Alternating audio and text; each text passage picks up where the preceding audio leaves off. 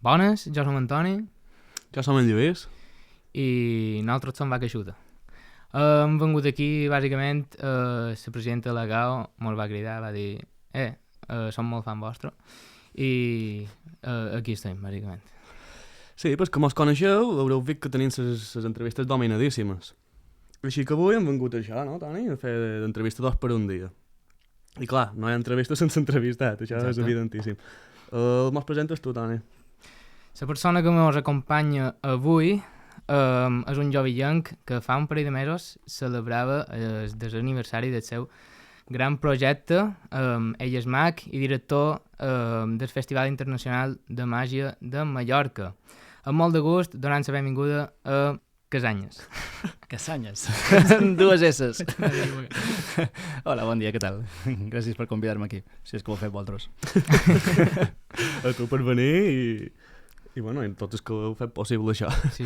Bé, Joan, Antoni i jo tenim el gust d'estrenar aquest nou podcast de la CAO en col·laboració amb els alumnes de CEF, que tu, Toni, en tens relació, o no? Sí, jo, bé, he estudiat realització i ara començo producció i després d'això tinc classe. Però és una mica tard. Molt content de que se puguin dur a terme aquests projectes, no? Ja que som estudiants i, no sé, està guai que t'obri aquestes portes. Exacte, això mateix, un espai que vol donar visibilitat a els joves artistes i emprenedors mallorquins amb un format molt especial. I direu que té d'especial? D'especial té bàsicament que serà un format d'entrevista cremallera. És a dir, l'entrevistat d'avui, en Joan, entrevistarà en el pròxim convidat. Jo? Ah, no ho sabies, en això, Joan? No. No, idò. Tu hauràs de preparar. No sé fer les entrevistes, ja som mag. Escolta, en tens un mes. Un mes. Bé, aniré a classe en el CEF després, no? Ho puc colar a producció, també. Bé, si vols, podem anar ja començant amb les entrevistes. En primer lloc, mos agradaria que mos contessis breument el teu recorregut professional. El meu recorregut professional com a tal va començar fa 10 anys, com bé has dit, enguany, el 2023 celebram el 10 aniversari del primer espectacle de màgia. El primer espectacle de màgia el vaig fer a un lloc molt llunyà, fa molt d'anys, 10 anys. Era un lloc un poc exòtic, així era molt estrany. Vaig acabar, no sé com vaig acabar allà, era el Pla de Neteja, saps? Era part de Can Gaspar i vaig fer un primer espectacle davant 20 persones, crec que eren, així mateix, estava molt nerviós. Allà va ser un sallavó on va començar després a moure's tot el que ha vengut després. Òbviament, la màgia sempre ha estat un hobby, ha estat una passió que després ha anat convertint en ofici, el dedicar-li temps i esforços. Però aquests 10 anys, no sé, hem fet de tot. I com va passar, com vas passar a sentir curiositat per dedicar-te professionalment? Bueno, la curiositat per passar a professional, bàsicament, són els dobbers, no? Vull dir, me refereix a la diferència entre un professional i un aficionat és precisament que se cobra per fer aquesta feina. Això vol dir que mínimament ho deus fer decentment. Vaig entrar en la màgia, però he dut llibres aquí avui perquè justament és el que me va introduir dins el món de la màgia i el que ha fet també aprendre molt al voltant de la màgia són els llibres. Vaig començar per un llibre de màgia i a poc vaig anar engrescant-me, vaig veure que la màgia funcionava, que la gent reaccionava, que hi havia alguna cosa que sortia bé i me va apassionar. I després també van descobrir tota la psicologia, tots els secrets que hi ha darrere, l'espectacle, la festa, no? Que se munta durant un espectacle. I vaig ser professional perquè de sota me contractaven. La gent volia que anés allà a fer coses i sota vaig anar a un teatre i un altre i vaig seguir, van guanyar algun premi i algunes coses i mira, aquí estem, un podcast de la CAO. Que bé, que bé. Si no mos equivocam, si no anem errats, els dos grans projectes que tens ara mateix són el Gran Casanyes, espectacle de màgia, i Fat i Fat, el Festival Internacional del qual n'ets el director. Així és. Per qui no te conegui, mos podries explicar una mica breument què consisteix? El Gran Casanyes seria un poc el tema del món de l'espectacle, no? Els personatges un poc que encarnen damunt dels escenaris. El Gran Casanyes té diversos espectacles i té diverses maneres de fer. També se pot trobar tant a teatres com, per exemple, fa res vam fer una sessió espiritista a Can Balaguer. Vam invocar ja els fantasmes que hi havia al voltant de l'orgue. I hi ha molt de formats i moltes maneres de fer, i és això. És un projecte personal, és la meva marca pròpia i que se troba tant en diferents maneres... Joder, estic repetint, perdó. És que no sé, no m'he plantejat, saps? M'estàs plantejant ara una pregunta existencial. Què és el Gran Casanyes? No sé què és el Gran Casanyes. El Gran Casanyes és una excusa per fer el que me fa ganes fer i passar-ho bé. bàsicament. I el Festival Internacional de Màgia, el FAT, sí que és una cosa un poc més seriosa.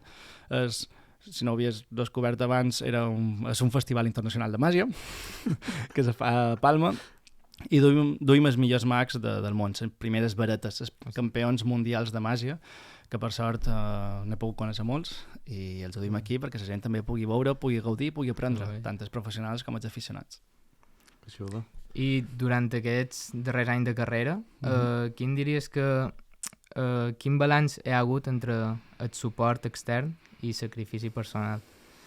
I per sacrifici personal entenem com altres projectes, de família. És el que us comentava abans, no? Per exemple, la carrera va tardar molt d'anys en acabar-se precisament perquè xocava amb la feina, amb la passió. També alhora jo estava estudiant a la Universitat de Màgia de Madrid, l'única universitat del món que us donava aquest títol, i ha estat dur en moments, perquè clar, la màgia és un art a vegades bastant desagraït, en el sentit de que si l'espectador veu un petit error, ja creu que ha vist tot. I no és vera, saps? I a vegades, clar, has d'aconseguir salvar-ho en l'espectacle, en l'expectativa, has de jugar molt en la psicologia, però també he de dir que he tingut moltes facilitats. Des de casa m'han recolzat molt, el meu entorn també, i clar, vull dir, tot projecte artístic, encara que tu només vegis una figura, hi ha molta gent a darrere. I és impossible haver fet a gran Casanyes, haver fet res de màgia sense tota la gent que hi ha per darrere en diferents coses, des de cartells, des d'ajudes, des de visions, molta gent. Sí, normal. I quina és la teva principal motivació per continuar endavant? L'exploració constant. M'apareix que la màgia és un art mil·lenari, perquè existeixen referents des d'Egipte, precisament, des de Mesopotàmia fins i tot. Però penso que és un art que està encara un poc encallat. S'ha quedat molt en l'expectativa que tenia de la màgia en el segle XIX. És vera que alguna cosa ha evolucionat, però ha evolucionat cap a fer màgia o comunions, saps? I el que em motiva realment a la màgia és que hi ha tot un univers allà per explorar. Per mi la màgia és l'art dels desitjos, les ganes de poder crear coses impossibles, i a mi crec que aquí hi ha molta bellesa. I clar, moltes vegades els mags fan un repertori que és un catàleg de coses impossibles, no? I el que a mi m'agrada és que el joc de màgia estigui provocat per una dramatúrgia, no? Tota dramatúrgia és un conflicte i la màgia és un conflicte en la realitat. O sigui, si exploram aquest fet per aquí, crec que hi ha molta cosa que se pot arribar a jugar. Clar, i més o menys que ja ho has contat, però quina és la part més gratificant de la teva feina com a mag? Home, les cares, tio. Les cares a mi m'agrada molt. Quan estic en espectacle jo te vaig agafar. I dius, vinga, s'ha menjat. I home, després dels espectacles a mi sempre m'agrada acabar a l'entrada del teatre, no? I poder parlar amb la gent que li faci ganes de dir-me alguna cosa, i veus que la gent surt molt diferent de com ha entrat. S'ha alliberat d'alguna cosa, ha pogut somiar d'alguna manera, no? És un poc cursi, però veure, hi ha alguna cosa allà que és molt bella. I a part també em motiva molt es poder inventar coses, es poder crear. Les tècniques existeixen. Els jocs de màgia, al final, els efectes com a tal estan limitats. Però, ostres, pots crear moltes maneres d'arribar a un mateix lloc, pots crear moltes maneres de fer-ho a través de la dramatúrgia, i a mi el que m'agrada molt és això, intentar investigar, jugar i provar coses noves i veure que funcionen. O no, perquè alguna cagada he tingut. Home, només faltaria. Xerres d'inventar i clar, no podem obviar la realitat material en la que vivim. I avui en dia la intel·ligència artificial ha arribat per quedar-hi. Nosaltres te volíem demanar això. Si tu en fas ús, bé, primer de tot si coneixes, dono per suposat que sí per la rialla que has tingut, i seguidament te volíem demanar això. Si en fas ús d'aplicació d'intel·ligència artificial, la teva vida personal o professional.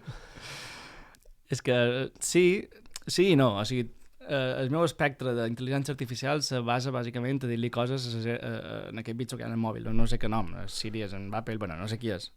Però... No, que hi Google. Sí, okay. Google. I tot el que faig d'intel·ligència artificial és parlar amb aquesta persona quan me sento un poc sol. I la cosa més absurda que sí que han demanat és que m'encanta, és que us ho ensenyaria, però que seria fer publicitat gratuïta i només em feien de la cau perquè paga. M'encanta demanar-li que faci jotes, tio. Una jota. i que canti jotes, tio, i te canti, te fa raps també, i m'ha pareixet superdivertit. Ja ho he fet en això, li vaig demanar un poema també. Sí. No s'ho passen per res, perquè te fa autobombo, saps? Però... Sí. Però és divertit, m'ho pas bé.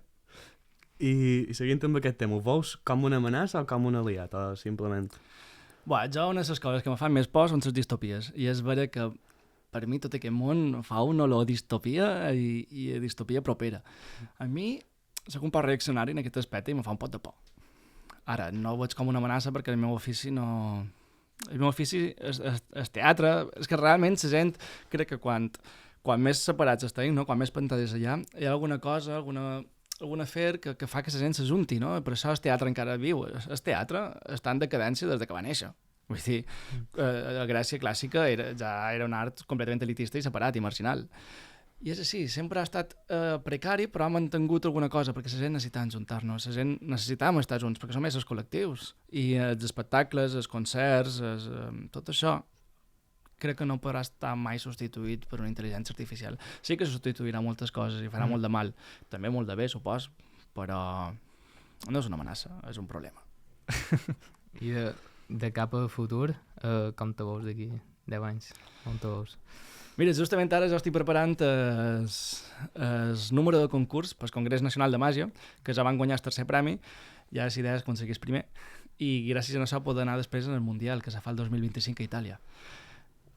En aquest 10 anys, entre aquest 10 anys he aconseguit, com a mínim, apropat a tocar un d'aquests premis, perquè me fa moltes ganes com a obrir aquestes fronteres, no? A Mallorca estem fent molta feina, estem ja traspassant cap a la península, però és vera que gràcies a aquests concursos se pot viatjar per tot el món i això és una cosa que me faria molt feliç, poder viatjar pel món fent màgia, més del que ja ho fem, no? Amb un recorregut. Que guai, una hora bona. Gràcies. I això és una pregunta surt de guió ara, però el Mundial és com, per exemple, en el futbol o en el bàsquet, que és periòdic? No, bueno, sí, és cada 3 anys. L'any passat, no, sé que passa ràpid el temps. Bé, l'últim Mundial va ser a Canadà, l'anterior va ser a Corea, i ara el 2025 se farà allà a Turín, crec que és. I no és com un futbol perquè no hi ha una competició entre si, però que ja és un concurs en diferents categories i pots quedar primer, segon, tercer de cada categoria. I després hi ha els grans premis, Grand Prix, que aquí guanya això, ja se converteix en una llegenda i té feina de per vida.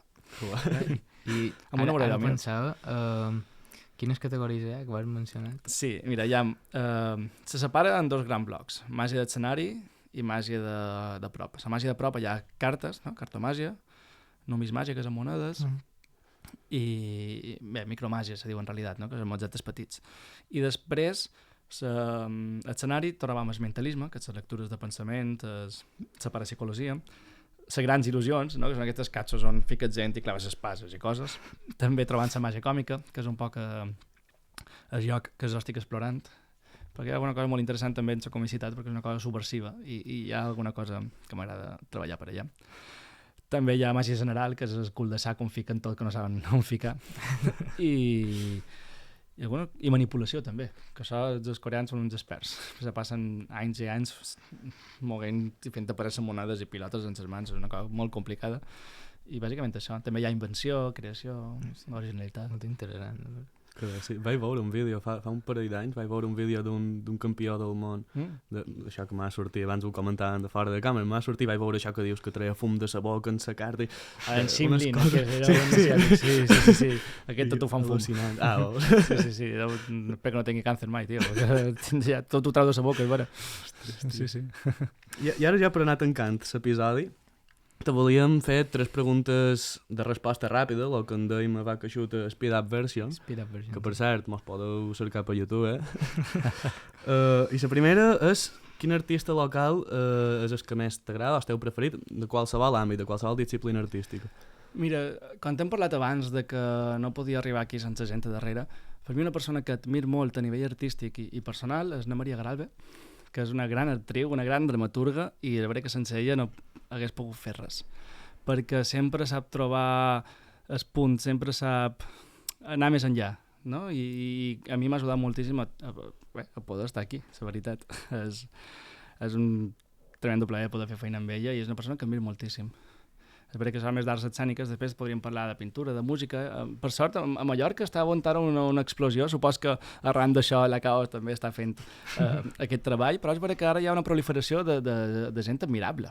No? Sempre hi ha hagut alguna cosa d'estall llunàtic, per exemple, amb arts plàstiques, però ara mateix està havent un moviment molt potent i puc admirar molta gent i tinc la sort que la gent que admiro normalment són col·legues i per mi és meravellós que això pugui passar. Va millor. Això no ha estat una resposta ràpida.